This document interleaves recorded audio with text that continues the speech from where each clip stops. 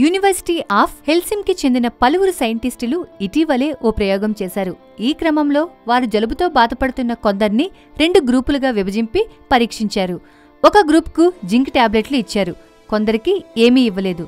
దీంతో కొన్ని గంటల తర్వాత పరిశీలించగా జింక్ టాబ్లెట్లు తీసుకున్న వారిలో జలుబు త్వరగా తగ్గుముఖం పట్టిందని వారు తేల్చారు. అంటే జింక్ ఉన్న ఆహారం తింటే జలుబు చాలా త్వరగా నయమవుతుందని కనిపెట్టారు సైంటిస్టులు. జలుబుతో ఎక్కువ సమయం పాటు బాధపడకుండా ఉండాలంటే జింక్ ఉన్న ఆహారం తినాలని, దీంతో జలుబు ఉండే సమయం 40% వరకు తగ్గుతుందని సైంటిస్టులు వివరిస్తున్నారు.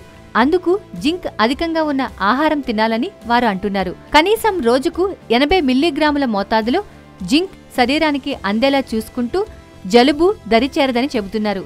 అందుకని పాలకూర, కిడ్నీ బీన్స్, అవిసె గింజలు, గుమ్మడికాయ విత్తనాల్లో ఉండే పప్పు తదితర ఆహారాలను తింటే శరీరానికి జింక్ బాగా అందుతుందని, తద్వారా జలుబును త్వరగా తగ్గించుకోవచ్చని సైంటిస్టులు వివరిస్తున్నారు.